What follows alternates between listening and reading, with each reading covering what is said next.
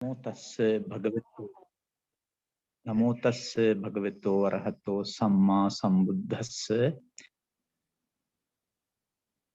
සම්මාදිට්ඨින් පහං වික්ඛවේ දැන් වදාමි. අත්ථ වික්ඛවේ සම්මාදිට්ඨි සාසවා පුඤ්ඤ භාගියා උපදිවේ පක්ඛා අත්ථ වික්ඛවේ සම්මාදිට්ඨි අරියා අනාසවා ලෝකුත්තර මග්ගංගාති. විහාරාධිපති හිමියනි, සවන් දෙන සදහවර පින්නතුනි, පසුගිය ඉරිදා ඔබ හමු මම පැයක් ඔස්සේ කරුණු පැහැදිලි කරමින් කර්මක්ෂය කිරීමේ කර්මය නම් වූ මාර්ගයක් බුදු සමයේ තිබෙන බවත්, ඒ පිළිබඳව සමාජයේ අවධානය යොමු වී නැති බවත් පැහැදිලි කරා. අපි තවදුරටත් අපිට මෙතන ඉරිදාවල් 4යි මුණ ගැහෙන්නේ. ඒ 4 ඔස්සේ අපි අවශ්‍ය කරුණු සියල්ල පැහැදිලි කරන්න ඕන. එනවා මම විශේෂ ත්‍රිපිටක සූත්‍රයක් ගන්නේ නැතිව ත්‍රිපිටක සූත්‍ර ඔක්කොම කියවීම තුළින් මම ලබාගත් අවබෝධය තුළයි මේ කරුණු පැහැදිලි කිරීම කරන්න බලාපොරොත්තු වෙන්නේ. ඒකට බොහෝ පළල් ශ්‍රේෂ්ඨයක් ගන්න පුළුවන්. අපිට තේරෙන්න ඕන, අපි දන්න මට්ටමින් අපිට මව්පියන්ගේ උදව්වෙන් ජීවිතයක් ලැබෙනවා. ඒට අපේ අතීත සංසාරික බලවේගයක් වෙනවා. අපිට පේන්නේ නැතුව බුදුන් වහන්සේ වදාරලා තිබෙනවා කර්ම ශක්තියක් එතෙන් එකතු වෙන බව. ජීවිත අවසානයේ ජීවිතේ නිමා වෙනවා. ආගමික උනත් නැතත්, පිළිගත්තත් නැතත්, ලක්ෂපතියෙක් කෝටිපතියෙක් උනත් නැතත් ජීවිතේ නිමා වෙනවා. මේ ජීවත් වීම සඳහා ලබා දී තිබෙන අවස්ථාව අපි මේ රැකියාව කියලා කියන්නේ ජීවත් වෙන්නට සලසා ගන්නා වූ මාර්ගය. වෙන දෙයක් නෙමෙයි. ඒ හැමෝටම උගත් ස්ත්‍රී පුරුෂ ભેදයෙන්තරව රැකෙන්න මාර්ගයක් තියෙනවා. නමුත් මෙහිදී බුදු සමයේ මිනිසා සිත කය දෙකකට බෙදලා සිත මුල් කොටගත් ක්‍රියාකදාමයක් උගන්වනවා. මේ හැම දෙයකම සිත මුල් වෙන බව නිසා සිතේ සිදුවෙන හැම දෙයකම Tamanට වග කියන්න ඕන බව තමයි.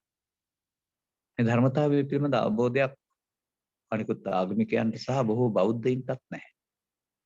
මන්දයත් වුන් බෞද්ධ කියලා කියන්නේ පාසලෙන් හොද හම් පාසලෙන් ඉගෙන ගත්ත කාරණා ටික ලබාගත් අවබෝධයක් විතරයි. මේක උදව් වෙන්න පුළුවන් හොඳ මිනිස්සෙක් වෙන්න. නමුත් එතනින් එහා පැත්තට අදාළ කරුණු ධර්ම ශ්‍රවණයකින් තොරව, කල්යාණ මිත්‍ර සේවනයකින් තොරව කෙනෙකුට වැටහෙන්නේ නැහැ. ඒක බුදු සමයේ ගැඹුරු කොටසක් ඉගැන්වීමක්. අපට මේ තේමාව තුළ තියෙන්නේ නිවන් මඟ පසක් කර ගැනීමට අවශ්‍ය නම් ඔබ ජීවත් වෙන තැන රැකියාව කරමින් ඔබ ආයුතු මඟ ගැන කතා කරන්නනේ.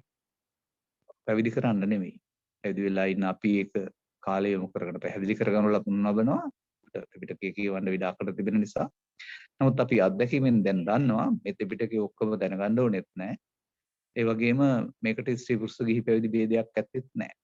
ඒකට අවශ්‍ය වෙන්නේ තථාගතරු හෙළි කළා වූ ධහම කියන එක කොහොමද සරණ කරගන්නේ කියන එක තේරුම් ගන්න. ඒ අවබෝධයට කෙනෙක් එන්න වෙනවා. ඉතින් මේ අවබෝධයට ඒමට මත්තෙන් මේ සමාජයේ පවතින මෙලොව පරලොව පින්පව විපාක විශ්වාස නොකිරීම නම් වූ තැනකට සමාජය වැටෙනවා. ඒකට නියත මිත්‍යා දෘෂ්ටි කියලා බුදුන් වහන්සේ වදාරලා තියෙනවා. බෞද්ධයන් තුළ හෝ ලෝකේ ඕනෑම තැනක මේ නියත මිත්‍යා දෘෂ්ටිය තුළ ඉන්න අයත් ඉන්නවා. මේ වළක්වා ගැනීමට තමයි පින්පව විපාක විශ්වාසය නැමැති දසවස්තුක සම්මාදිට්ඨිය සමාජයට ලබා දීලා තිබෙන්නේ. ඒකත් සිත මුල් කොටගත්ත ක්‍රියාවලියක් නෙමෙයි, පුද්ගලයා මුල් කොටගත්ත හොඳ නරක දෙකක් විග්‍රහ කිරීම. මේක මේ පිළිගන්නවා නම් සාමාන්‍යයෙන් නීතිගරුක එහෙමත් නැත්නම් රජයක පවතින ආණ්ඩුක්‍රම ව්‍යවස්ථා නීති රීති ගරු කරන්නා වූ වැඩි කරදරයක් නැති පුද්ගලයෙක් හැදෙනවා සමාජයේ. නමුත් එහෙමත් නොවන මේ සිත එතෙන්ට පවත්වා ගන්නට බැරි, හිත හික්මවා ගන්නට බැරි සිද්ධීන් මේ තමන් ශික්ෂණයටපත් කිරීමේ වැදගත්කම හික්මවා ගැනීමට අවශ්‍ය වැදගත්කම නොදන්නා වූ අය නුගත් මෝඩයින් සහ උගත් මෝඩයින් අතර සිටිනවා. එමයි මම තේරුම් ගන්න. නුගත් මෝඩියොත් වැරදි කරනවා, උගත් මෝඩියොත් ඊට පස්සේ නීතිය රිංගලකින් වැරදි කරනවා. ඉතින් යන්නේ මේ දෙගොල්ලම මේ ලෝකේ ඉන්නවා. ඉතින් මේ දසවස්තුක සම්මාදිට්ඨියවත් නැති සමාජයක් තමයි ලංකාව තුළ, ලෝකයේ තුළ මම බොහෝ විට දකින්නේ. ආරි සම්මාදිට්ඨිය ගැන කවර කතාවද? ආරි සම්මාදිට්ඨියක් ගැන නම් විග්‍රහ වුණා ත්‍රිපිටකයේ තිබුණාට ලෝකේ පවතින දේශනා තුළ මෙය නිවැරදිව විග්‍රහ වෙන්නේ නැති එක තමයි තියෙන එකම ගැටලුව කියලා මම දකිනවා. ඒ නිසා ආර්ය සම්මාදිට්ඨිය විග්‍රහ කිරීමට තමයි මගේ බලාපොරොත්තුව. නමුත් මම කරුණු කිහිපයක් කියලා දෙන්නම් මේ සිතමු කොටගත්තු ක්‍රියාකලාපයේ පසුගිය කාලේ ලංකාවේ සිදුවුණ යම් යම් සිදුවීම් මගේ මතකයේ තියෙනවා. මේ පින්පා විපාක විශ්වාස නැති නිසා සිද්ධ වෙච්ච දෙයක්. මේ උගත්තු සහ නුගත්තු අතර සිදුවන කාරණා තියෙනවා. ඒ නිසා අපි කොතන කොහේ ජීවත් වුණත් මේ බුදුදහම නොතිබුණත් යම් යම් රටවල ලෝකේ අර පවතින සාමකාමී පරිසරයක් තුළ පරිසර හිතකාමී බව නැත්නම් ඒ පවතින රටේ පවතින නීතිගරුක බව තුළ මිනිසුන් සාමෙන් සමගින් සමාදානෙන් ජීවත් වෙනවා. සමහරට ලංකාව වගේ බුද්ධ ආගම පවතින රටකට වඩා. මොකද ලංකාව වගේ බුද්ධ ආගම පවතිනවා කියන රටේ ඊට පස්සේ අර ආමිෂ පූජාවන් ඉස්මතු කරගෙන ඒ ගැන කතා බහ කරනවා වරුණාම අර සිත හික්මවා ගැනීමේ ක්‍රියාකලාපය පිළිබඳව විතරම් ගැඹුරු අවබෝධයක් සමාජයටත් නැහැ, පැහැදිලි කිරීමේදී වෙන්නේ නැති අඩුපාඩුව පවතිනවා. ඉතින් මේ නිසා මිනිසුන් ලෝකෝත්තර කෙසේ වෙතත් ලෞකිකයට බර වෙලා ලෞකික සියල්ල අයිති කරගන්න බලනවා. අන්න එතෙන්දී එක වරදක් වසා ගන්න එක බොරුවක් වසා ගන්න වරු දහසක් හිතේ කියලා කතාවක් තියෙනවානේ. කිසියම් වරදක් යම් කිසි පුද්ගලයෙක් කරුවාම එකෙන් ගැලවෙන්නේ එහාට දිගටම පරිදි කරන ක්‍රියාකලාපය අපි දැකලා තිබෙනවා. ඒ නිසා තේරුම් ගන්න ඕන පළමුව මේ දසවස්තුක සම්මාදිට්ඨියේ හික්මෙන්ට ඕන ධර්මයේ හොයාන යන කෙනෙක් නම් තේරෙන කෙනෙක් නම් දසවස්තුක සම්මාදිට්ඨිය ඉබේම හික්මෙනවා. නමුත් ක්‍රමික ප්‍රතිපදාවක් වශයෙන් ගත් කල ඒවා පිළිගන්න වෙනවා. දැන් මට මතකයි මම මගේ ළමා කාලය තුල මේ පාසල් ගිහින් එන ගමන් පුවත්පතක් කරන්න යනවා තාත්තට කියවන්න. මේකේ පාඨකයාටපත් වෙන්න පෙර එන ගමන් මගදී නවතයන් පොලක නතර වෙලා බෙලමැද අම්බලමක් තිබුණා අවසරහින් නම් එකට වෙලා ඉන්නවා. එනවත් පත්‍රේ පෙරලා දන්න හරියක් කියවනවා. අකුරු දන්න කාරණේ. ඉතින් මෙතනදී කියවපු යම් සිද්ධීන් ලංකාවේ සිදුවුණ ඒ කාලේ මම ඔය කියන්නේ 1970 විතර කාලේ මගේ සිත කම්පණයට ලක් කළා. මිනිසුන් අතින් සිදුවුණ යම් කාරණා. නැවත පත්වල වාර්තා වුණා. අපරාධ. ඒ වයින් මිනිසා දුකටපත් වී විඳින දුක පිළිබඳව තමයි මම කියවන්නේ. මහත් කම්පනයක් ඇති වුණා මට මේ සම්බන්ධයෙන්. ඒදී ඇති වුණ තීරණය මොකක්ද දන්නවද? මගේ ජීවිතේ නම් මම මේවා කරන්නේ නැහැ. එහෙම තමයි මට තීරණයක් ඇති වුණේ. කොහොම ඇති වුණාද කියන්නේ මම දන්නේ නැහැ. මේ දුකටපත් වෙන කාරණා මගේ ජීවිතය තුළ නම් මම කවදාවත් කරන්නේ නැහැ කියන නිගමනයකට ආවා. අද දක්වා ඒ නිගමනය පරිස්සම් වෙලා තියෙනවා. ඒ නිසා අන්න ඒ වගේ මේ සිදුවීම් තුළ මිනිසා දුකටපත් කරන කාරණාවලට නොයන්ට යම්කිසි අවබෝධයක් කෙනෙකුට තියෙන්න ඕන.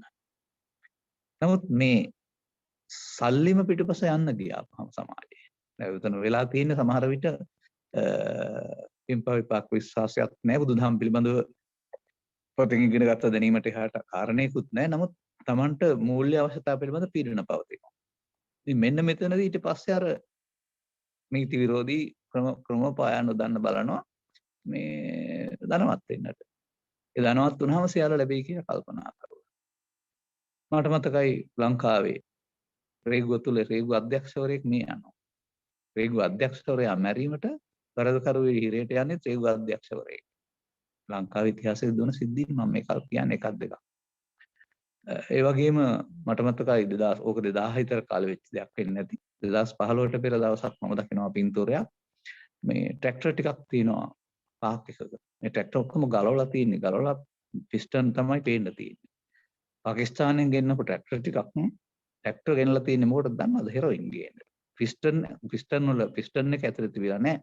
පිස්ටන් එක කියන එක දන්නවනම් වාහනයක ඒ සිදුර හෙරොයින් පුරවලා ගෙනත් තමයි මේ ට්‍රැක්ටර් ටික ගලවලා තියෙන්නේ. ඒ ටික විකුණා. ඒ ටික ගැලවුවාන් පස්සේ ට්‍රැක්ටර් කියන්නේ අපද්‍රව්‍යයක්. හෙරොයින් කියන එක තමයි ඒගොල්ලන්ට අවශ්‍ය දේ. ඒක ලංකාවේ බෙදුවද ඉතින් වෙන තැනකට ගෙනිච්චද කියන දාන්නේ නැහැ. මේවා කරනවා මිනිස්සු. මතක තියාගන්න. ඒ සල්ලි හොයන්නනේ. හෙරොයින් විකුණන මිනිස්සයා කල්පනා කරන්නේ ඒවා කොටි ගණන් වටිනවා සල්ලි හොයන්න. අතරමැදියොත් කල්පනා කරන්නේ විකුණන සල්ලි හොයාගත්ත හැකි. කාටද යහපතක් වුනේ සල්ලි වලින් මේ මිනිස්සුන්ගේ ගෙවල් දොරවල් හැදුනා නම් බොන කිසිවෙකුටත් යහපතක් වෙන්නේ නැහැ. ඔවුන්ට මානසික වශයෙන් පීඩණයටපත් වෙලා ඉන්න අය. ඒ නිසා ඔවුන්ට මේ ලෝකේ අමතක කරලා සිහින ලෝකයට ගෙනියනවා අරගෙන. ඒ සිහින ලෝකේ මම ඉන්න පුළුවන් සිතුවිලි වල. නමුත් කායදිරා යාම තුළ ඊට පස්සේ මරණයට ළඟා වෙන බව සහ සල්ලි නැතුවම ඊට පස්සේ ඒ වෙනුවෙන් කුඩු බොන්න මොන අපරාධය හෝ ඊට පස්සේ කරන්න පෙළඹෙනවා.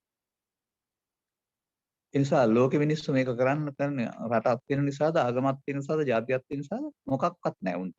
ඔය කරන උන්ට. සල්ලි විතරයි තියෙන්නේ. ඉතින් අන්න මේ වගේ තත්වයකට යන්නට කියොත් වෙන දේ පිළිබඳ අවබෝධයක් තියෙනවා. තව ඕනනම් මම එකක් දෙකක් කියන්නම්. එක්තරා තැනකදී නැත්තම් වෛද්‍යවරයෙක් වරද අහු වෙනවා කාර්ය මණ්ඩලයේ වැටුප හොරකම් කරන්න. ලක්ෂ 70ක් 80ක්. එතකොට වෛද්‍යවරයා කියලා නෑනේ එයාට ගෙදර හරි බිරිඳක හරි ඕන කම්ප්ලිකේට් කරන්න සල්ලි ඕන වුණා සල්ලි ගන්න ක්‍රමයක් කල්පනා කරනවා. තවත් කෙනෙක් අහු වෙනවා තමන් ළඟට ආපු රෝගියෙක් යම් කිසි කාරණයකට ඝාතනය කිරීම තුළ පල්ලට දාන්න ගිහින් අහු වෙලා හොදේ තමත් කිරේ වෙන්නේ නැති. ඒතර වෛද්‍යවරු කියලා නෑ උගත්තු කියලා නෑ. තව රේගුව තුලත් ඔහොම දේවල් සිද්ධ වෙනවා. අද්‍රව්‍ය කාර්යාංශ වලත් ඔහොම දේවල් සිද්ධ වෙනවා. ඒ උගත්තුනේ. නුගත්තුරු සහ උගත්තුරු. අලුවම ලොකු විශාල අපරාධ කරන්නේ උගත්තුරු. නුගත්තුරු ළමට ගෙහෙල් ගණක් කපනවා නැත්නම් මත්පැන් ටිකක් පරිමි කරනවා විතරක් වෙන්නේ. මේ සමාජය විනාශ කරනවා මේ සේරම ටික. මේ මොකක් නිසාද? කර්ම නියාමයේ දන්නේ නැති නිසා.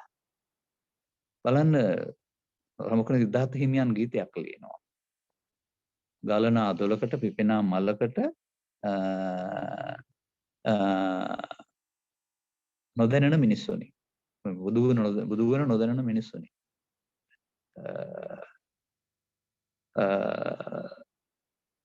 මරණින් පස්සේ කොහෙද යන්නේ? පරලෝ යන්නේ. මරණින් පස්සේ පින්පව් වෙනවා පස්සේ. පින්පව් කියලා කතා කරන එකේ විපාකයේ දෙපැත්තක හොඳ නරක. නමුත් දෙපැත්තම විපාක. දෙපැත්තම කර්ම විපාක. කර්ම විපාක න්‍යාය තුල පුද්ගලයෙක් හික්මෙන්නට ඕනකමක් තියෙන්නේ දුක් විපාක වලට අකමැති නම් යහපත් ක්‍රියාකලාපයට. නමුත් එහෙම කිව්වට හික්මීමක් ඇති වෙන්නේ නැහැ සමාජයේ. අපේ සමාජයේ සමහරු පාපකාරී, සමහරු පෘථග්ජන සමාජයේ පින්පව් දෙකම කරන අය. වැඩිපුර ප්‍රමාණයක්. පින් විතරක් කරන අය හොයාගන්න බෑ මේ පෘථග්ජන සමාජයේ. පවුල් සිද්ධ වෙනවා. අනිත් එක ඊට පස්සේ එහා පැත්තට ගියාම පෘථග්ජන සමාජයේ පින පරාර්ථකාමීත්ව වෙනකොට ආත්මාර්ථකාමී කරගන්නවා. ඒක සමාජ යහපත සඳහා, සමාජ සුභ සාධනය සඳහා, තමන්ගේ ආත්මෝත්ත්වය සඳහා යොදා ගැනීම වෙනුවට ලබන්න දුන්නම ලැබෙනවා වෙනුවට ලබන්න දෙනවා කියන තැනට චේතනාව වෙනස් කරගන්න.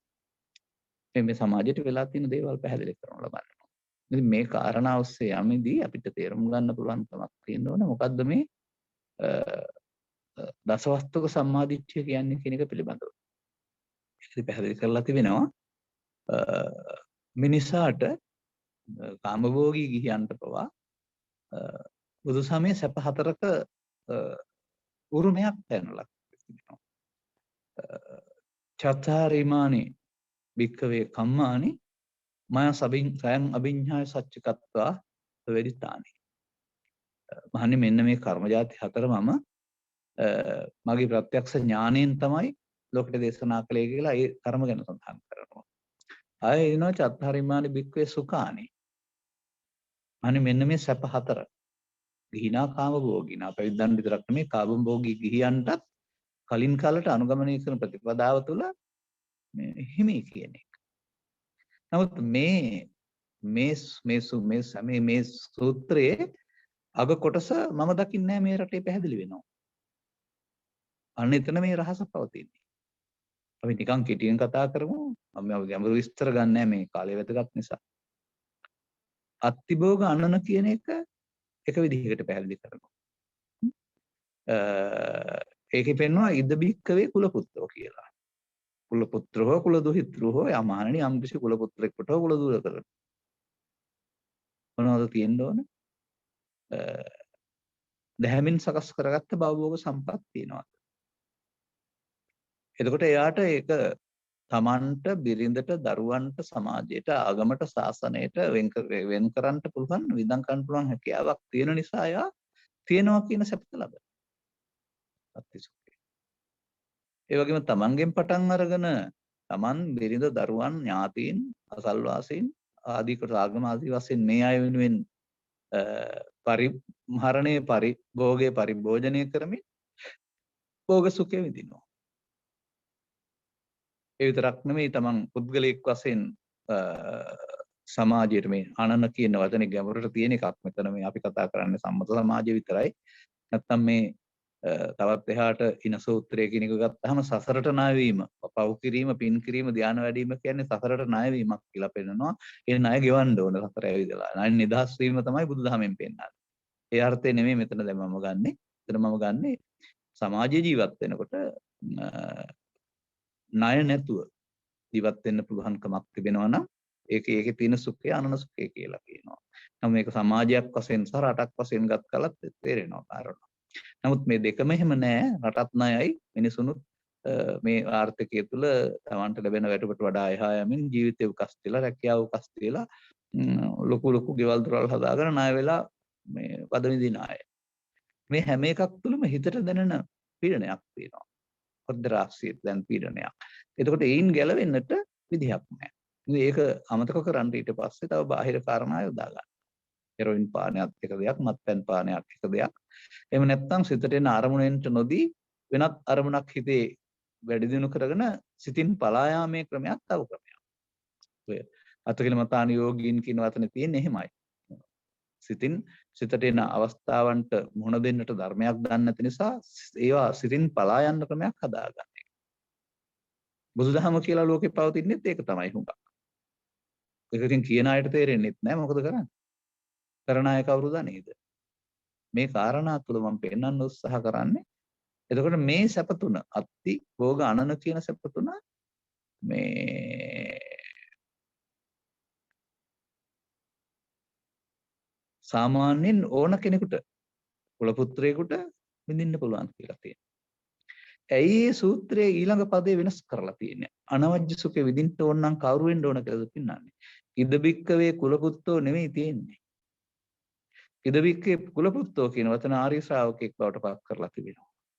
කුල පුත්‍රයා ආර්ය ශ්‍රාවකෙක් වෙන්න ඕන අනවජ්‍ය සුඛේ විඳින්න. නමුත් මෙන්න මේ වචනේ ගන්න නැතුව තමයි රටේ බණ කියන්නේ. ආර්ය ශ්‍රාවකෙක් නොවි අනවජ්‍ය සුඛේ විඳින්න බෑ. අර අතිභෝග අනන ටිකම තමයි අනවජ්‍ය සුඛය කියලා උගන්වන්නේ. මේ ධර්මයේ පාළියේ තිබෙනවා හරියට සිංහලට පරිවර්තනය කිරීමේ දේශකින් වහන්සේලාගේ වටහා ගැනීමේ ඕනතාවයක් රටේ නෙමෙයි ලෝකෙම තියෙනවා. රටේ තියෙනවා. ඒ වචනේ ගැඹුර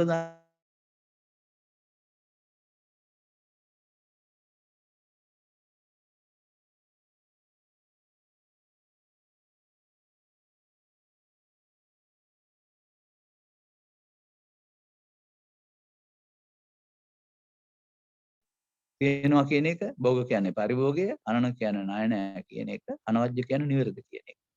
ඔබ දන්න නිවැරදි නෙමෙයි. රටේ ජාතියේ නීතිය ආණ්ඩුක ව්‍යවස්ථාවට අනුව නිවැරදි නෙමෙයි. තමයි හා කරුණ. එතකොට ඒ ගාථාවේ පෙන්නනවා මේ විදිහට සංසන්දනය කරලා බලුවම උභෝ භාගේ මේ දෙපැත්ත. අනවජ්‍ය සුඛෙන් 16න් එකක්වත් වටින්නේ නැහැ. අත්තිභෝග ගණන සුඛ තුනම කියලා. කලං නග්ගන්තිසෝ අනවජ්‍ය සුඛස්සේතේ. එතකොට අන්නේ අනවජ්‍ය සුඛයට එන්නට පුද්ගලයෙක් ආර්ය සම්මාදිට්ඨිකයෙක් වෙන්න ඕන, ආර්ය පුද්ගලයෙක් වෙන්න වෙනවා. ඒක ආර්ය ශ්‍රාවකෝ කියලා කියන්නේ. අන්න මම ගත්ත කාරණේට දැන් මම ආවා.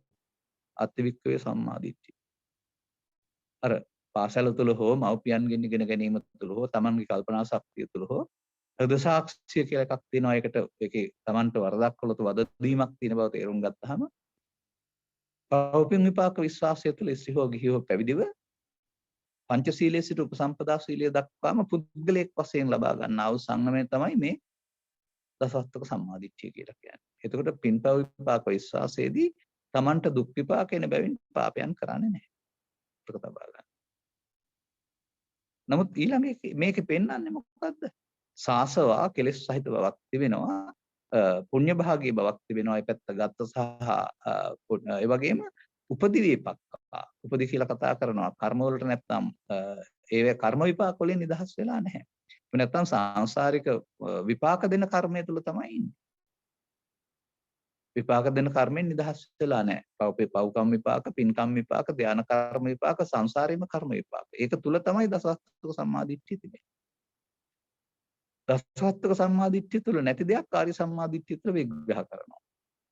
අත්තිබික්කේ සම්මාදිට්ඨිය, අරියා අනාසවා ලෝකුත්තර මග්ගංගා. අනියා තව සම්මාදිට්ඨියක් තියෙනකොට ආර්ය සම්මාදිට්ඨිය කියලා කියනවා.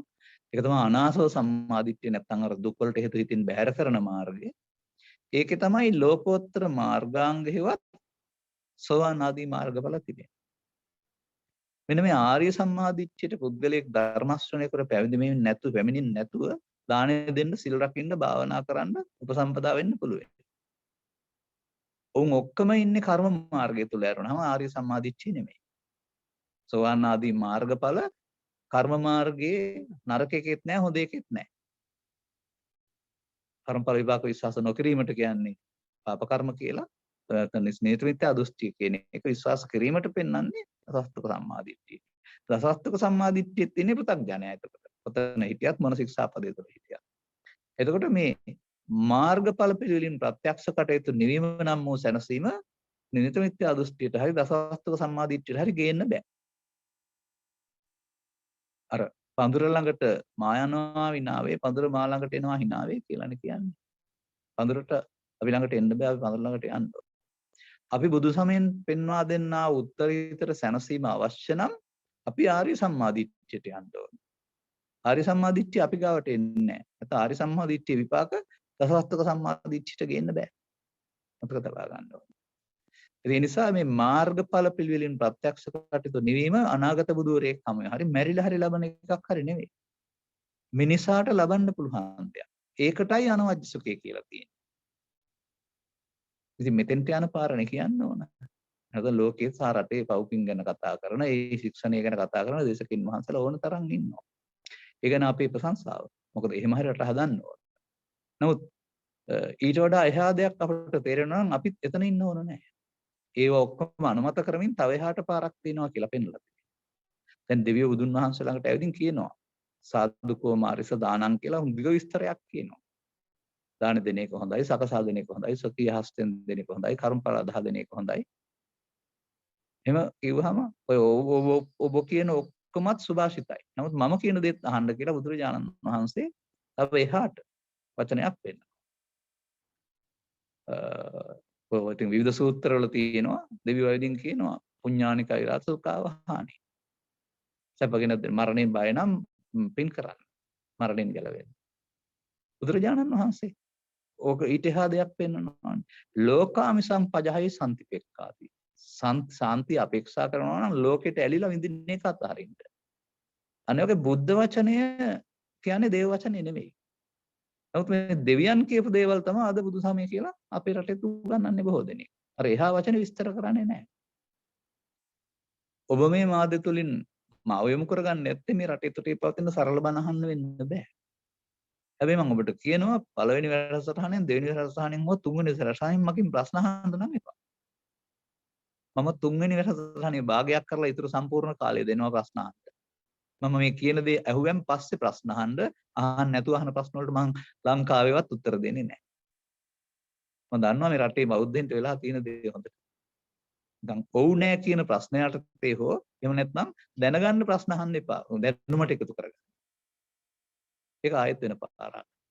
අවබෝධය සඳහා ප්‍රශ්න දේශකින් වහන්සේ පැහැදිලි කරපදී පැහැදිලි නැතුවම ඒක පැහැදිලි කරගන්න ප්‍රශ්නයක් අහන්න. අදාළ ශාස්ත්‍රය තුළ. එහෙනම් ගිය දේශනාවත් මතක තියාගන්න, මේ දේශනාවත් මතක තියාගන්න, ඊළඟ දේශනාවත් මතක තියාගන්න. අන්තිම දේශනාවේ භාගයක් හෝ පැයක් ඕනනම් පැයක් මම දෙනවා. හොඳට කරුණු මතක තියාන වෙලාවත් එක්කලා ආපහු අහන්න.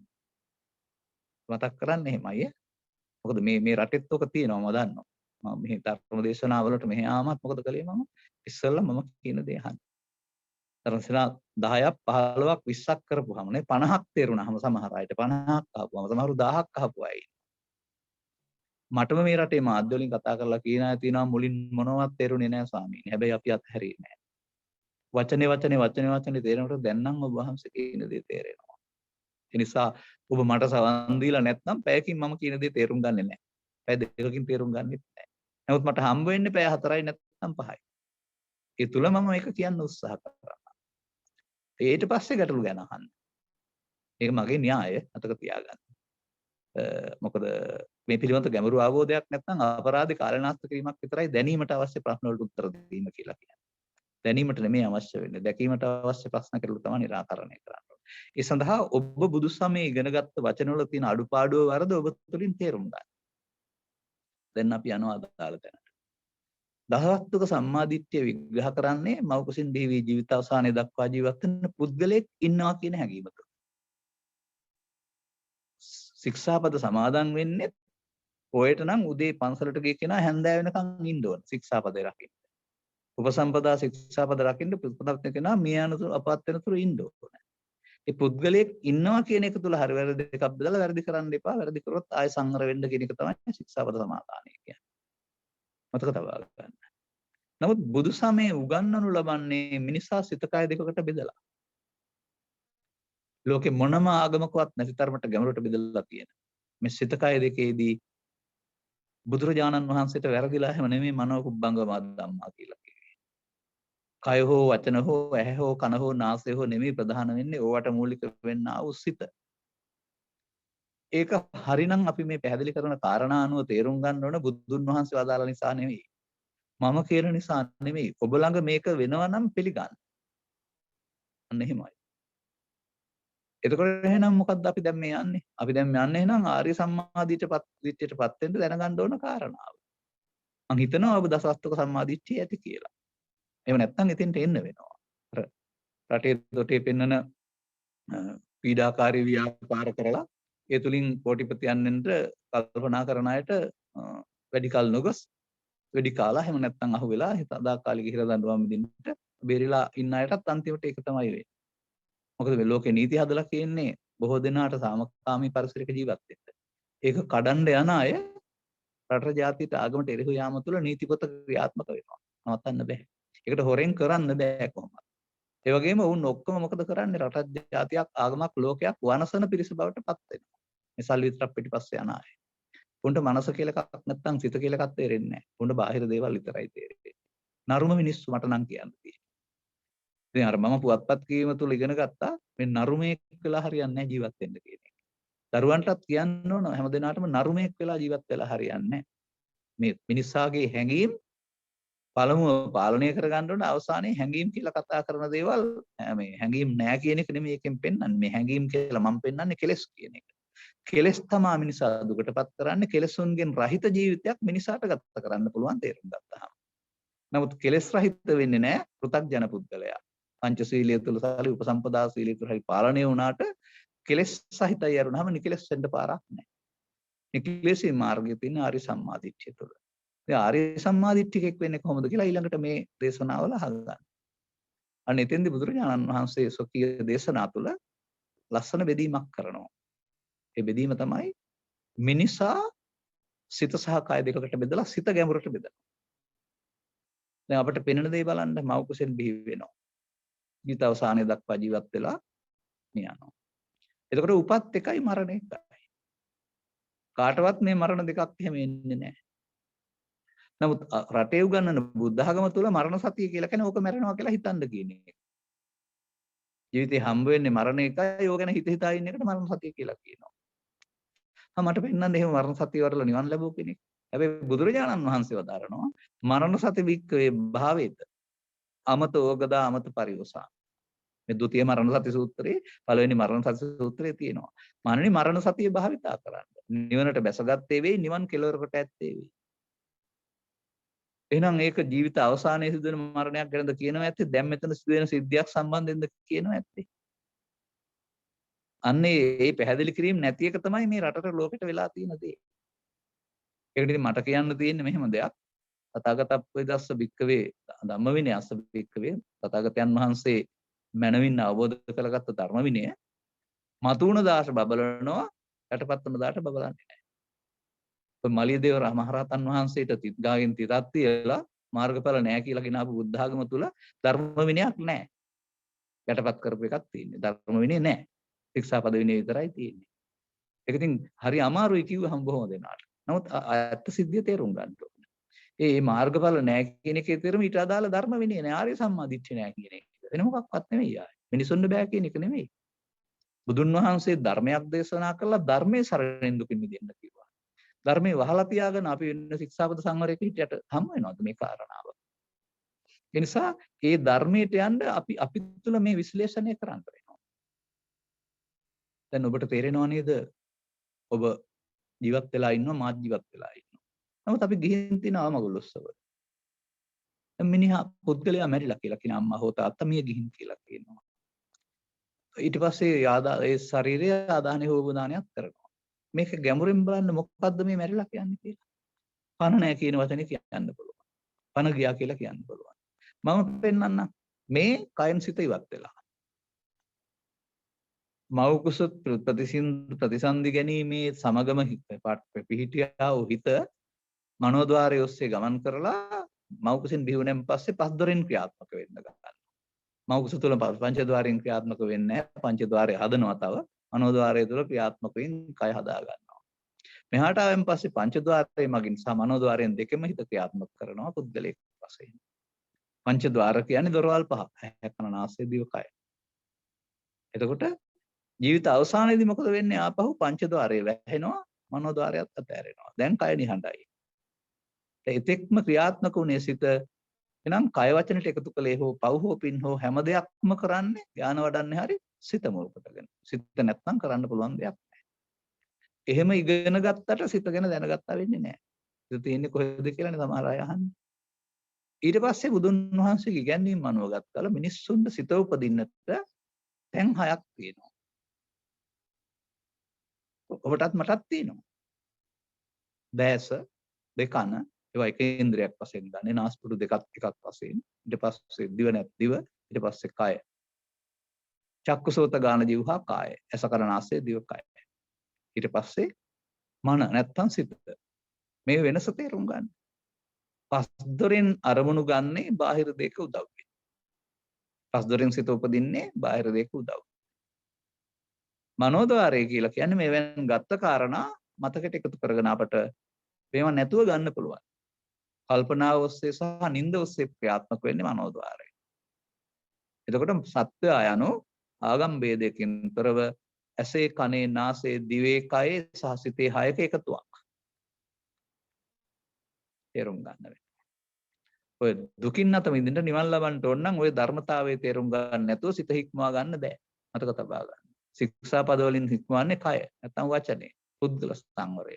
සිතේ ගැඹුරට පින් සිද්ධ වෙන එක හෝ පව් සිද්ධ වෙන එක හෝ ධාන කුසල සිද්ධ වෙන එක නවත්තන්න බෑ. මොකද ඒක සිත මුල් කොට ගත්ත දෙයක් නේ. ඒ නිසා ඊට පස්සේ මොකද්ද කියන්නේ? ඊට පස්සේ පැහැදිලි කරලා දාරනවා පඨම අසුතවන්ත නැත්නම් ဒုတိ අසුතවන්ත වැනි සූත්‍රවල මහණෙනි කය නම් අවුරුදු 60ක් 70ක් 80ක් තියෙන නිසා කය පුද්ගලයෙක් ඉන්නවා කියලා හිතුවත් කමක් නැහැ. ඔබට පේනවනේ එහෙම මව කුසින් බිහි වුණ කෙනාම ඉන්නවා වගේ පේනවා. සිතයයි කියනු ලැබේද මනෝයයි කියනු ලැබේද විඥානයයි කියනු ලැබේද? එකක් හටගෙන නැසෙන විට අනිකක්ම හටගනී. ඒක උදේ දවල් හවස කියලා පෙන්වලා තියෙන ඊට වඩා සියුම්ම ගත්තොත් එහෙම එකක් හටගෙන නැසෙන විට අනිකක්ම හටගනී. අසුරු ගසන සැනකින් වෙනස් වේ. ඒකට බුද්ධ වචනයත් නාහම් බික්ක අඤ්ඤං ඒක ධම්මං සමනුපස්සාමි මන්නේ මම මගේ බුදු ඇසින්වත් දකින්නේ නැහැ. සිත තලම් වේගයෙන් හටගෙන නැසෙන දෙයක්. ලහු පරිවර්තං වේගයෙන් හටගෙන නැසෙනවා. යත ඉදං චිත්තං. එහෙනම් ඇහෙන් කනට කනෙන් නාසයට නාසයෙන් දිවට දිවෙන් කයට අරමුණු මාර වෙනවා කියන්නේ සිත නැසීමක්. ඒත් ඕලාරික මට්ටමින් කියන්නේ මේ නොගැඹුරු මට්ටමකින්. ඊටත් එහා පැත්තට පෙන්වන්නේ මොහොතක් පාසාම හිත හටගෙන නැසෙනවා. උත්ක තබා ගන්න ඕනේ. සාමාන්‍යයෙන් මේ විදිහට ගන්න පුළුවන් අපිට. අපිට මීටරය කියන එක එකක් වශයෙන් ගන්න පුළුවන්. නමුත් මේක ගත්තම අපහු සෙන්ටිමීටර වලට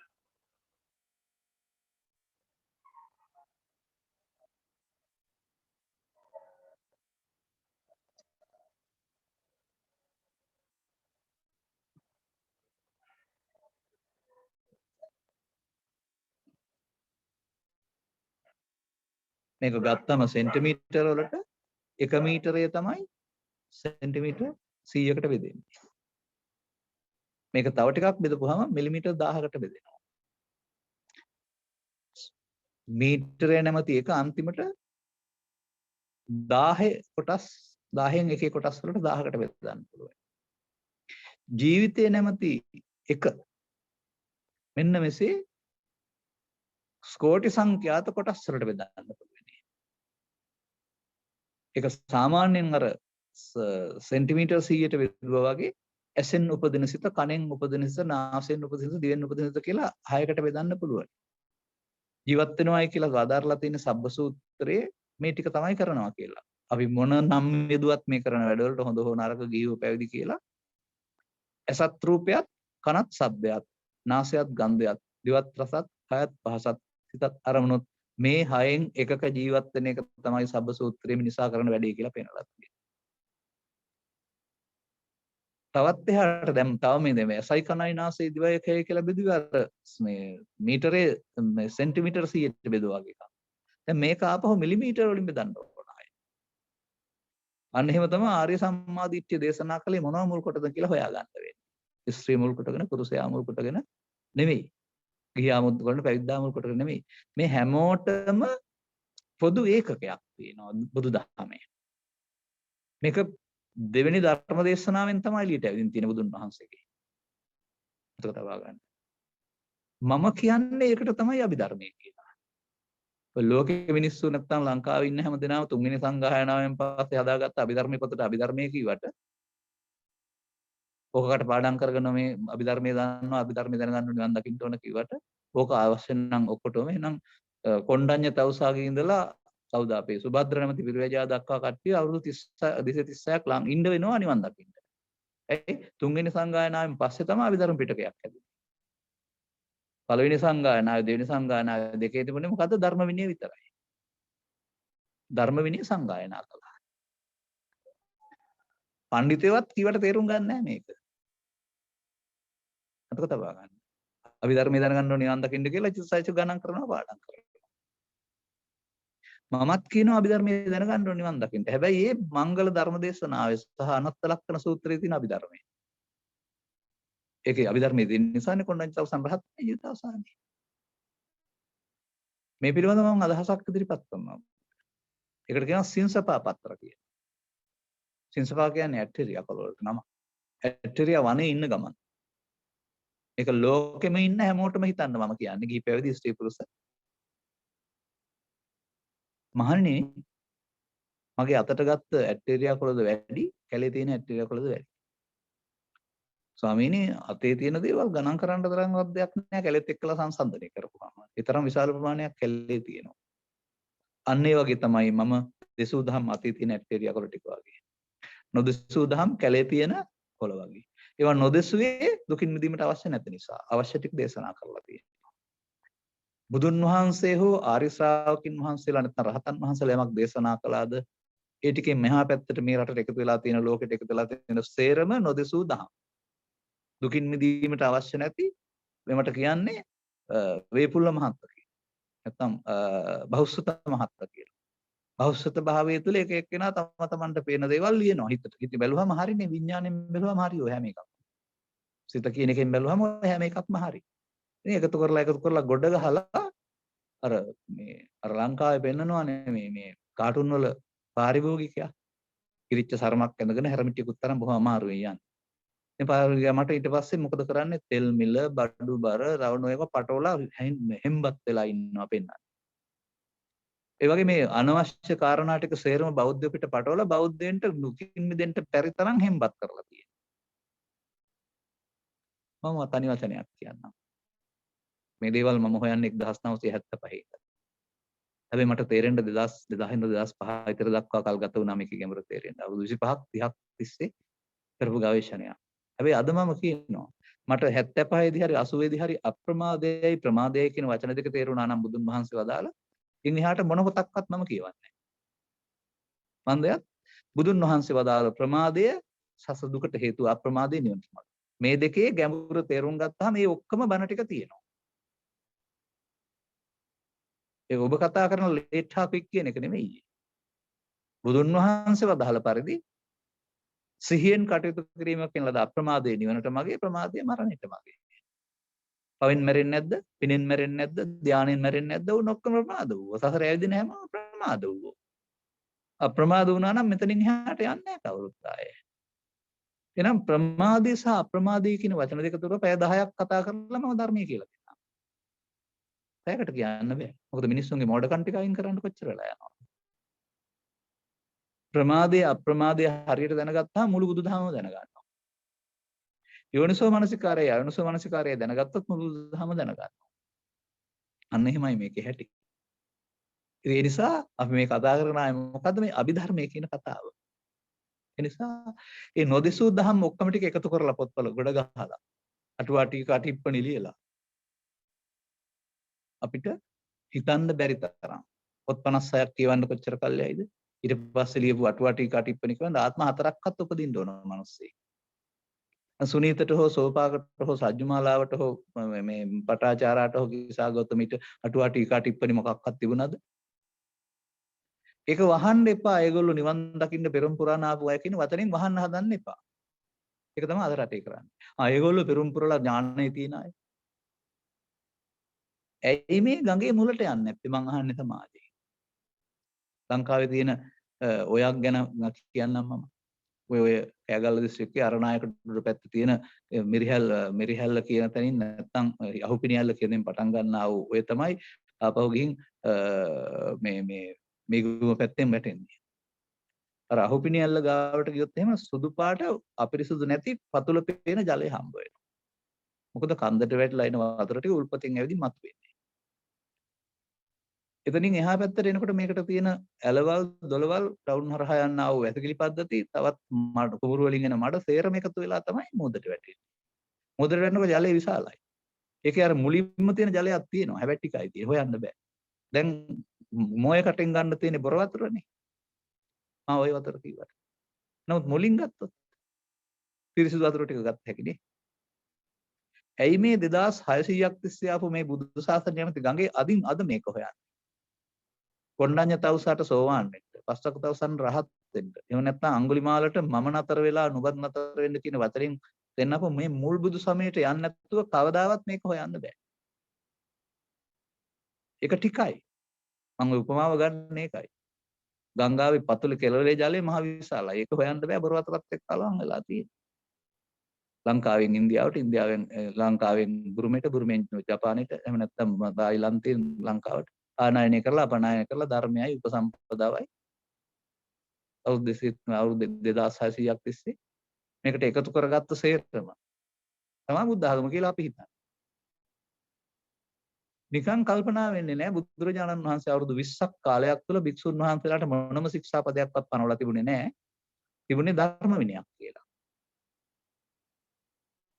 ඒක ආනාපාති මොක්ඛය, අද තියෙන දේශනාපාති මොක්ඛය.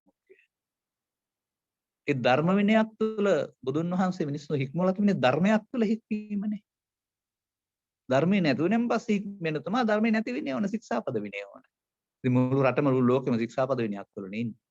ඔය ධර්ම විනය. ඒකයි මම කිව්වේ ඔබට මගෙන් ප්‍රශ්න අහන්න එපා මේවා තේරුම් ගන්න නැතුව කියලා. ඒ හින්දා තව ටිකක් එහාට යන්න ඕන. ඒ යනකොට මම කතා කරනවා ඔබට මෙහෙම කාරණයක්.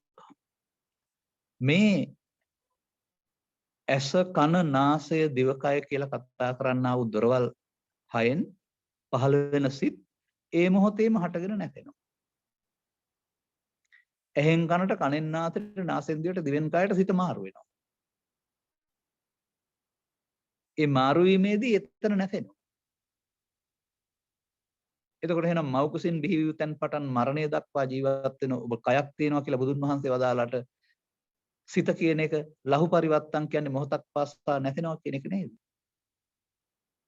ඒ මොහොතක් පාසා නැතෙනවා නම් ඉන් එහාට මොකුත් යන්නේ නැහැ. එහෙනම් කවුද ජීවත් වෙන්නේ කියලා ජීවිතේ කෙලවර දක්වා කවුද පරලෝ යන්නේ? අන්න එහෙම ඒක වෙන්නේ අවිද්‍යාවක්. ඒක නෑ නෙමෙයි. ඒකෙන් තීරණය කළේ එපා. එහෙනම් ඉතින් මරණයම උපදින්නේ අපි ඕන දෙයක් කරමු කියන තැනට එන්න එපා. ඒක තේරුම් ගන්න බැරි මේ සම්බන්ධීකරණය. ජීවිතෙන් එහා පැත්තට සම්බන්ධීකරණය සහ ඇහෙන් කනෙන් නාසයෙන් සිතක් පාසා ඇතුළතින් කරන සම්බන්ධීකරණයක් තියෙනවා. ඒක තමයි අවිද්‍යාව පත්‍ය සංඛාරා කියන පදෙන් බුදුරජාණන් වහන්සේ උගන්වන්න හදලා තියෙන්නේ. ඒ නිසා ලෝකයා දැනගන්න ඕන පෘථග්ජන මට්ටමේ තුල පව් කළත් අවිද්‍යාව තුල, පින් කළත් අවිද්‍යාව තුල, ධානය වැඩුවත් අවිද්‍යාව තුල අත්කලමතාන යෝගී. එහෙනම් වෙනම දහමක් මේක. මේ ඔක්කොටම පෞකාරයටත්, පින්කාරයටත්, ධානලාභයටත් තුන් දෙනාටම දුකින් මිදෙන්න අනුගමනය කරන්න ඕන දෙයක් තමයි ධර්මය කියලා කියන්නේ. අභිධර්මය කියලා කියන්නේ පුණ්‍ය මාර්ගය. පාප මාර්ගය, පුණ්‍ය මාර්ගය, ධාන මාර්ගය. සමානයි කර්ම මාර්ගය. මේ තුන් දෙනාටම අනුගමනය කරන්න පුළුවන් එකක් ධර්ම මාර්ගය. හැබැයි තේරුම් ගන්න ඕන. එහෙනම් අපි තව ටිකක් එහාට යමු. මේ බුදුරජාණන් වහන්සේ මේ ධර්ම මාර්ගය දේශනා කළේ පංචස්කන්ධය මුල් කොටගෙන. පංචස්කන්ධය හරියට තේරුම් ගන්න නැති තාක්කල් අපට මේ ගමන යන්න බෑ. ඇයි? අනත්ත ලක්ෂණ සූත්‍රයේ මොකද දේශනා කරලා තියෙන්නේ? අනුගමනය කරන්න කියලා තියෙනවා පංචස්කන්ධයේ අනාත්මය. හැබැයි පංචස්කන්ධයේ ආත්මය තමයි උන් අනුගමනය කරගෙන තියෙන්නේ. ඔබ තේරුම් ගන්න ඕන බුදුදහම තේරුම් ගන්න නැතිව පව් කරන අය ඉන්නේ පංචස්කන්ධයේ ආත්මය තුල. පින් කරන පෘථග්ජනයා ඉන්නේ පංචස්කන්ධයේ ආත්මය තුල. ධානලාභීන් ලෞකික ධානලාභීන්ට ඥාන කොච්චර තිබුණත් ආසවක්ඛේ ඥානෙ නැත්නම් ඕන් ඉන්නේ පංචස්කන්ධයේ ආත්මය තුල. ලෝකේ තියෙන්නේ පංචස්කන්ධයේ ආත්මය තුල විග්‍රහ වුණා බුද්ධ ආගමක්. බොහෝ තැනක දකින්න තියෙන්නේ. පංචස්කන්ධය හරියට තේරුම් ගන්න බැරි නම් පංචස්කන්ධයේ අනාත්මය කොහොමද තේරුම් ගන්නේ? ඉස්සෙල්ල පංචස්කන්ධය තේරුම් ගන්න. මේ රටෙත් නැද්ද රාජීක පඬිතු උපාධිය පාස් කරපු කට්ටිය පංචස්කන්ධය කියන ශරීරය කියන අය? අහලා බලන්න ඔය පත්තරවල තියෙන ලිපි ලියනකොට. ඔවුන්ගෙන්ද මේ බණ අහන්නේ අපි. පංචස්කන්ධය කියන්නේ ශරීරය කියලා හිතන අයගෙන්ද බණ අහන්නේ අපි. මොකද්ද පංචස්කන්ධය කියන්නේ? සමූහයන් පහ. කොහෙන්ද තියෙන්නේ උපදින්නේ? යන්න සංයුත්ත නිකාය සත්තට්ඨාන කුසල සූත්‍රයට. ඒක තියෙනවා ඇසෙන් කනෙන් නාසයෙන් දිවෙන් කයෙන් සහ සිතින්. මනුස්සයින්ට මොනවද හමු වෙන්නේ? අරමුණු. ඇසට රූපය, කනට ශබ්දය, නාසයට ගන්ධය, දිවට රස, කයට පහස. සිතට අරමුණු. එතකොට මොකද කරන්නේ අපි? ඇසෙන් රූපය විඳිනවා. කනෙන් ශබ්දය විඳිනවා. නාසයෙන්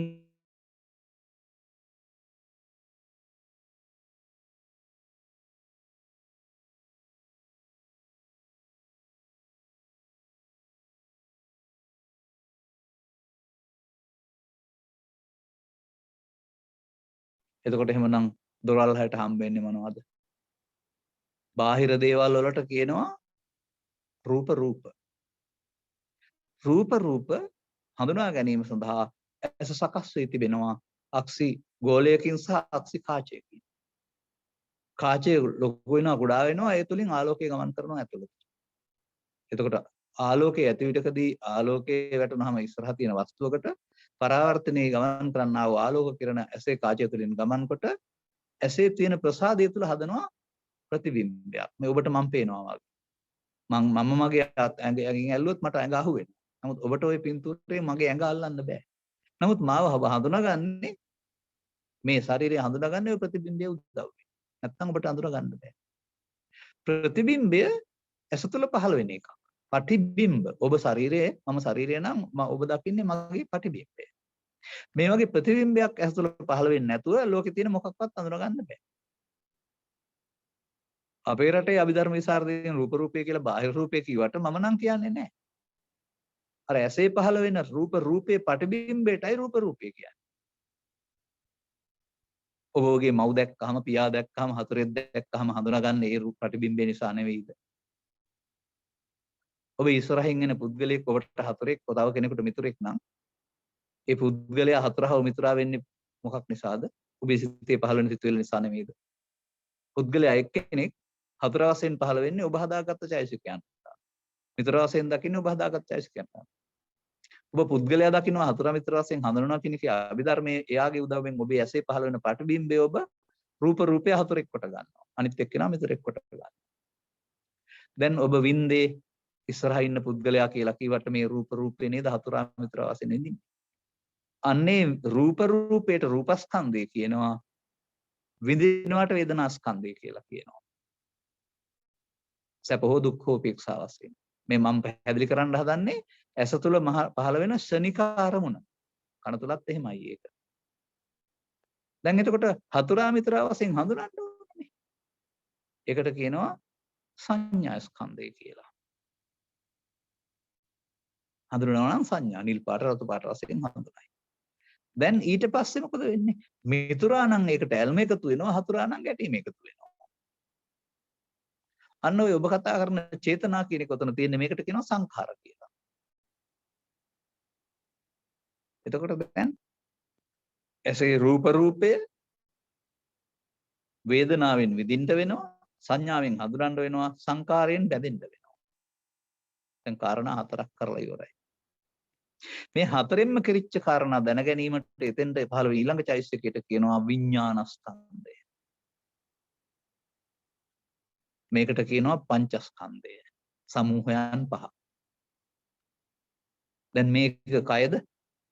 පංචස්කන්ධය කියලා කය කියන කයකින් මම අහනවා. ඊළඟට ඇසේ මේ රූපේ නිසා වේදනා සංඥා සංකාර පහ. මේ රූපේ පෙනෙනකොට මේ වගේ ඒවා 1000ක් විතර ඇති වෙලා නැති වෙලා ඉවරයි. අරමුණක් පාසා. කනේ නම් රූපේ නෙමෙයි. ශබ්ද රූපේ. රූප කියන වචනේ රූප ශබ්ද ගන්ධ රස පොට්ටබ්බ ධම්ම හයටම තියෙනවා. ඒක තේරුම් ගත්තේ නැතුව රූපය කියන්නේ ශරීරය කියලා අරගෙන පොට වරද්දාගත්ත බුද්ධ ආගමත් තුල බණ කී කියා ඉන්නවා, ලියලියා ඉන්නවා, පාඩම් කරනවා, විභාගේ පාස් වෙනවා. ප්‍රායෝගික පාරකට යන්න බෑ. ඒක ඇත්තනම් පිළිගන්න ඕන බුදුන් වහන්සේ වදාළ නිසා හෝ මම කියන නිසා හෝ පොතේ තියෙන නිසා හෝ නෙමෙයි. ඔබ ළඟ මේක සිදු වෙනවා නම් ඒක ඇත්ත කියලා පිළිගන්න ඕන. පොත් 1000ක තිබුණත් වැරදි නම් වැරදි. ඒකයි මම කිව්වේ මේ ඔබට තියෙන ප්‍රශ්න අහන්න ඉස්සෙල්ලා මම මේ කියන දේ තේරුම් අරන්. වැරදි නම් ඒක වහලා නිකන් ඉන්න. මගේ ප්‍රශ්න අහන්න ඕන නෑ. මම කියන දේ වැරදි නම් ආමුදුර මිත්‍යා දෘෂ්ටිකේ අපට අහන්න දෙයක් නෑ කියලා නිකන් ඉන්න.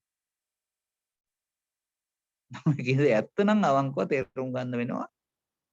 දැන් එතකොට බුදුන් වහන්සේ වදාහරනවා කියලා තමයි මම අහලා තියෙන්නේ. නමුත් මේක තිබෙන්නේ පැරණිම අටුවාවක. නමුත් මම පිළිගන්නේ අටුවාව නිසා නෙවෙයි. මට වෙනම අටුවාවක් තියෙනවා. බුදු සමය තේරුම් ගන්න. ඒ තමයි පංචස්කන්ධේ නැමැති අටුවාව. බුදුන් වහන්සේ මංගල ධර්ම දේශනාවේ මෙහා පැත්තට දේශනා කළේ මේ පංචස්කන්ධය තුල නම් ධර්මයේ පංචස්කන්ධය නිවර්ත කරගත්තාම ඕනෑම ගැටලුවක් විසඳගත්තා. මම බලන්නේ එතෙන්ට දාලා. අත තබා ගන්න. එහෙනම් ඊට පස්සේ රූප කියන්නේ පඨවි ආපෝ තේජෝ කියලා කියනවා. වේදනා සංඥා සංකාර නාම කියන්නේ වේදනා සංඥා සංකාර හිත රූප කය. මේ අපේ බුදු ධර්මයේ නාම රූප බෙදීම. දැන් මේකත් වැරදිනේ. මේ වැරදි බුද්ධ ආගම තුලද ඔබ නිවන හොයන්න හදන්නේ. මොකද අපි කාලකාලික හිතම රූප කියන්නේ පඨවි ආපෝ තේජෝ කියලා. පඨවි ආපෝ තේජෝ සහිත රූපකයක් හදා ගන්නට මව් කුසක මාස 2කමාර සිට මාස 24ක් දක්වා සුනකයාගේ සිට ඇතාලිය දක්වා හැදෙන්න ඕන.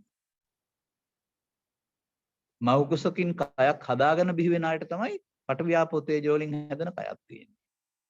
ප්‍රේතයින් උපදිනකොටම උපදිනවා එකවරම. ඕපපාතිකයි. ඒ ශනිකෙන් උපදිනවා. දෙවියොත් එහෙමයි බ්‍රහ්මයොත් එහෙමයි. දැන් ඒගොල්ලොන්ට එතකොට කොහොමද පඨවි ආපෝ තේජෝ හම්බ වෙන්නේ? කියන්න මට. නමුත් බුදුරජාණන් වහන්සේ වදාරනවා අපායත් පංච උපාදානස්කන්ධය, දිව්‍ය ලෝකෙත් පංච උපාදානස්කන්ධය, බඹලොවත් පංච උපාදානස්කන්ධය. එහෙනම් ඒක රූප තියෙනවා. කොහොමද වදාරන්නේ? සීහෝපම සූත්‍රයේ දෙවියෝ කියනවා බුදුන් වහන්සේට අපි මේ සක්කායෙන් මිදලා කියලා හිතන් හිටියට අපි මේ සක්කායවත් පංච උපාදානස්කන්ධය තුලනේ ඉන්නේ කියලා.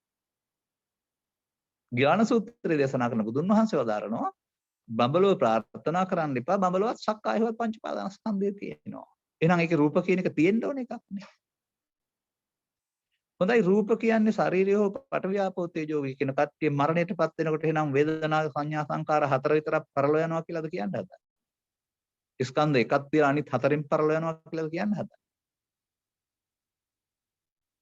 නෑ ස්කන්ධ පහට ගන්න නැතේනවා. නමුත් අර තබන හේතු වල ඵලයයි. කවුරුත් යන්නේ නැහැ.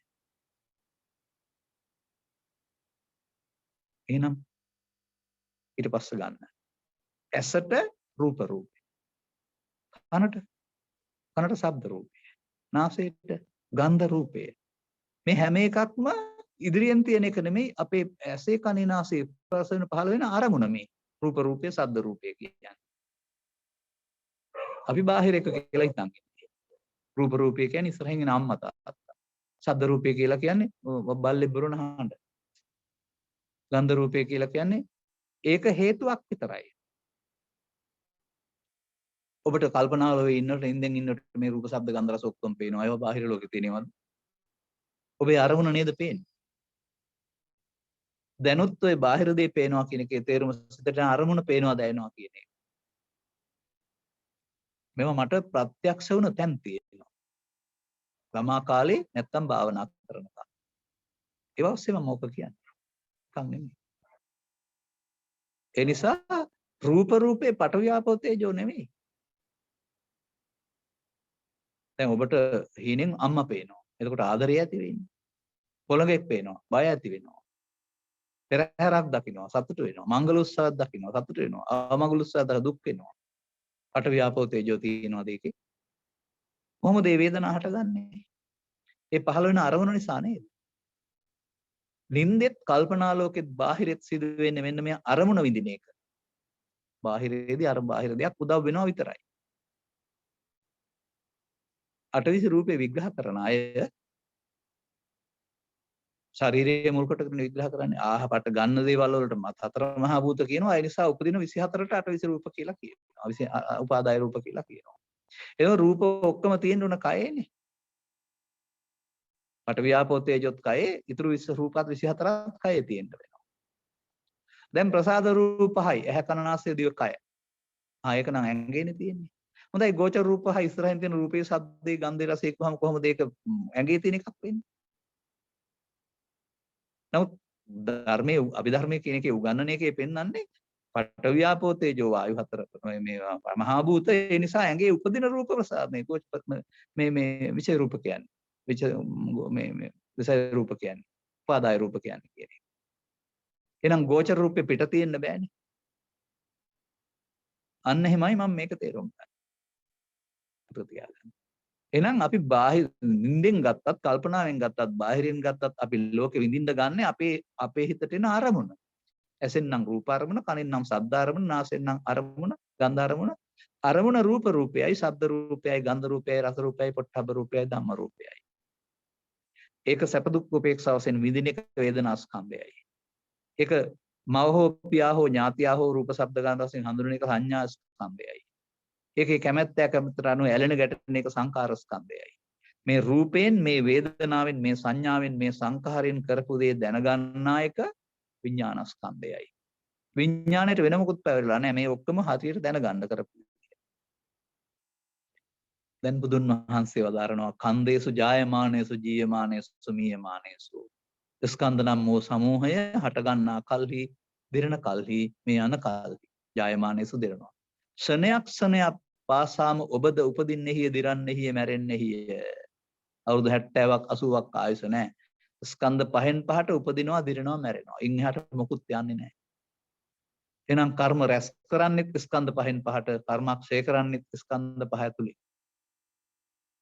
ස්කන්ධ පහ හරියට තේරුම් ගන්න නැතුව ආර්ය සම්මා දිට්ඨියට එන්න බෑ. මොකද බුදුරජාණන් වහන්සේ නිවන් මාර්ග දේශනා කරලා තියෙන ස්ත්‍රී හෝ පුරුෂයා හෝ ගිහියා හෝ පැවිද්දම කොටගෙන නෙමෙයි. ස්කන්ධ පහේ ආත්මය දුකයි අනාත්මය දුකින් මිදෙන්න පුළුවන්. නිසා ආයෙත් ගෙදර ගිහින් හරි නැත්තම් කල්පනා කරලා බලන්න මේ කියපු කාරණා ටික. දැන් මොකද වෙන්නේ? එහෙනම් බුදුන් වහන්සේ අර සත්තට්ඨාන කුසල සූත්‍රයේ පෙන්වන්නේ මොකද්ද? මිනිසාට. දොරවල් හයෙන් හැබැයි ඒකේ සිංහල පරිවර්තනයේ රූප කියලා නැහැ. ඒක ඉතින් ඒ පරිවර්තනය කරන කාලේ යට තේරිච්ච විදිහ තමයි. ඒගොල්ලෝ කියන්නේ වේදනා හයක්, සංඥා හයක්, සංකාර හයක්, විඥාන හයක් පහළ වෙනවා දොරවල් හයෙන් කියලා විතරයි. ඒ පහළ වෙන්නේ රූප රූප, ශබ්ද රූප, ගන්ධ රූප සිසා කියලා නැහැ සිංහලෙන්. ඒ කියන්නේ ඒ කාලේ රූප කියන්නේ ශරීරය කියලා හිතාගත්ත ඉනප තමයි සිංහලට පරිවර්තනය කරලා තියෙන්නේ. එහෙනම් කොලේ වහලා ගහලා තියෙනවා ඇත්තට. නමුත් දොරවල් හයෙන් විඳින්නේ මොනවද? ශරීරයේද? ඔබ ගීතයක් අහනකොට ශරීරය විඳිනවද? ඔබ රූපයක් බලනකොට ශරීරය විඳිනවද? ඔබ ගන්ධයක් විඳිනකොට ශරීරය විඳිනවද? ඔබ රසයක් විඳිනකොට ශරීරය විඳිනවද? ඔය ශරීරය කියන්නේ රූප කියන්නේ ශරීරය කියන ඔක්කොගෙන් මම අහනවා. එතකොට ඒ අරමුණ රූපේ ඒක වේදනාවෙන් විඳිනවා. අරමුණ ශබ්ද රූපේ ඒක වේදනාවෙන් විඳිනවා. මේ දොරවල් හයට හම්බ වෙන රූප ශබ්ද ගන්ධ රස පොට්ටබ්බ ධම්ම නැමැති අරමුණ නෙමෙයිද වේදනා සංඥා සංකාර විඥාන වලින් හඳුනන්නේ. ඒ නිසා නේද රූප තණ්හා. රූප තණ්හා කියන්නේ ශරීරයේ තියෙන තණ්හාවක්ද? අරමුණට තියෙන තණ්හාව. ශබ්ද තණ්හා, ගන්ධ තණ්හා, රස තණ්හා, පොට්ටබ්බ තණ්හා. අර දොරවල් හයේ අරමුණට ඇලෙන එකට නේද මේ තණ්හා හයක් තියෙන්නේ. චෛ මේ තණ්හා කායෝ. රූප කියන්නේ ශරීරය හෝ පටවි අපත් ගන්න තාක්කල් එයාට ක්ලියර්ලියා කියා පාඩම් කරගෙන ඉන්න පුළුවන් දුකින් මිදෙන්න බෑ. මන්දයක් තණ්හාය දුරු වෙන්නේ ඒ අරමුණේදී. තණ්හක්කේ සබ්බ දුක්ඛං ජිනාතිනේ. එහෙනම් රූපයට තියෙන තණ්හාව කියන්නේ ශරීරයට තියෙන තණ්හාව නෙමෙයි රූප අරමුණට ඇලීමට ගැටීමට. ශබ්ද තණ්හාව කියන්නේ ශබ්ද අරමුණට ඇලීමට ගැටීමට. ඉතින් ඒකනේ තණ්හා හයක් හට ගන්නවා කියන්නේ. මේ තණ්හා කායෝ. ඒ තණ්හාව නැති කරන්න වෙන්නේ එතනදී.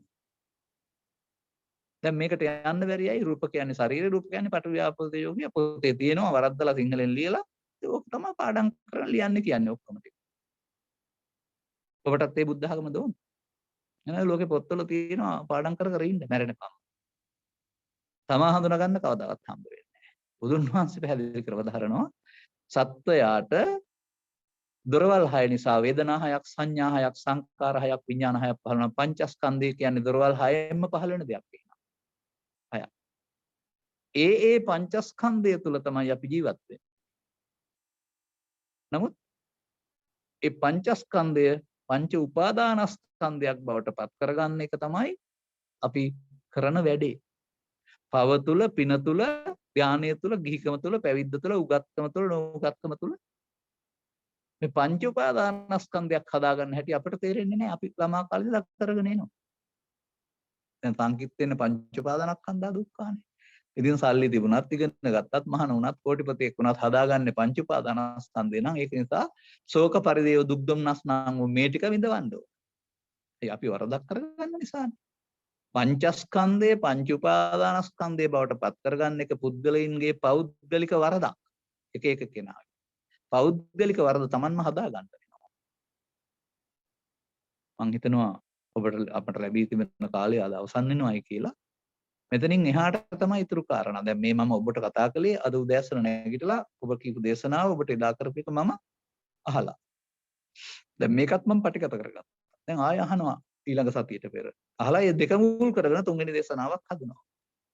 ඉතුරු දේශනා දෙක තුල උත්සාහ කරන්නම් මම නිත්‍ය සුඛ ආත්මය දුකටපත් වෙන බව සහ නිදුක්ඛානාත්මය දුකින් අත මිදෙන්න ඕන බව දැනගන්න ඕන ධර්මයේ බව. එතකොට පව තුල පින තුල ධානය තුල තියෙන පංචස්කන්ධේ නිස්සකාත්මය නම් වූ මිත්‍යා දෘෂ්ටිය බව පෙන්වන්නම් මම ඔබට. මාර්ගඵල පිළිලින් ප්‍රත්‍යක්ෂව නිවන් හම්බ වෙන්නේ පංචස්කන්ධයේ අනාත්මය තුල කියලා ආර්ය සම්මාදිට්ඨියටපත් වෙන හැටි. එහෙනම් මට සවන් දුන්නට ස්තුතියි. කල්පනා කරන්න ඔබට ප්‍රශ්න තියෙනවා නම් ලියා ගන්න. අන්තිම පැය හෝ පැය භාගයක් දෙන්නම් අන්තිම දවසේ. හැබැයි මේව අහලා ඉන්න වෙනවා. මේ දැන් මම දෙන්නේ ප්‍රශ්න වලට උත්තර. ඔබට ප්‍රශ්න තියෙනවා නම් මේ ප්‍රශ්න වලට දැන් උත්තර හම්බ වෙලා ඇති. තවත් ප්‍රශ්න තියෙනකොට ඊළඟ දවසෙත් උත්තර හම්බ වෙයි. මතක තියාගන්න. එහෙම නැත්නම් තවත් කාලයක් ආමතුරු දෙයි ප්‍රශ්න අහන්න තියෙනවා නම්. මූලික දේ ඉගෙන ගන්න. මම මේ කිව්ව දෙක ආයෙත් මතක තියාගන්න. මේ ලෝකෙට එක්කලා තනියෙන් සටන් කරනවා. නාම රූප කියලා දෙකකට කඩාගෙන නාම කියන්නේ වේදනා සංඥාකාර රූප කියන්නේ කය නැත්තම් පට ව්‍යාපදින කියලා උගන්වන අභිධර්මයේ තුල අතරමං වෙලා අපි. නමුත් සත්තට්ඨාන කුසල සූත්‍රයට හරි ඉන්ද්‍රිය භාවනා සූත්‍රයට හරි ගලපන්න බෑ මේක. සත්තට්ඨාන කුසල සූත්‍රයේ විතරයි ඉතුරු වෙලා තියෙන්නේ. ඒ නිසා මට හයියක් තියෙනවා. නැත්තම් අරක පිළිගන්න වෙනවා අපි.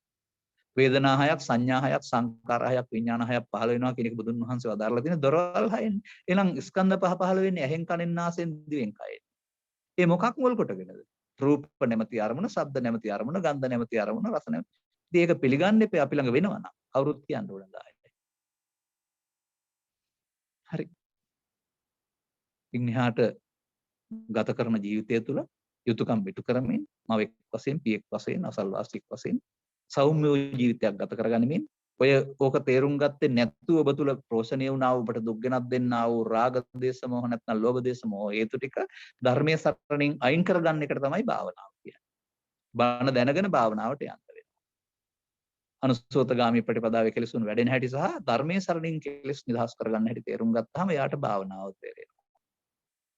එඳ බුදු සමයේ බණ භාවනා ලෝකේ රටේ හුඟක් තියෙන්නේ බණ නැති භාවනා. ඒකත් තේරුම් ගන්න. ඒක ආයෙත් අත්කලමතාන යෝගීන් කරන්නේ දැනට වැටෙනවා යරුණාම ඒක ආර්ය මාර්ගයේ වෙන්නේ නැහැ. මොකද මේ ආර්ය සම්මාදිට්ඨිකෙක් වෙන්න ඕනනේ. මාර්ගඵල තියෙන්නේ කාට කියලාද මම කියන්න හැදුවේ ආර්ය සම්මාදිට්ඨිකෙක් වුණාම. අරියා අනාසවා ලෝකෝත්තර මග්ගං සම්මාදිට්ඨිය. ඒක තමයි මාර්ගඵල තියෙන්නේ. ස්කන්ධ පංචකේ ආත්මය අනාත්මය තේරුම් ගන්න නැතුව ආර්ය සම්මාදිට්ඨිකෙක් වෙන්න බෑ. හොඳයි එහෙනම් නැවත අපි ඉදිරි දිනක වුණ ගැහෙමු. ඔබට මේ කරුණු පැහැදිලි කර ගැනීමට තරම් ප්‍රඥාවක් ඥානයක් ලැබේවා කියලා ප්‍රාර්ථනා කරනවා. ත්‍රිවන් සරණයි.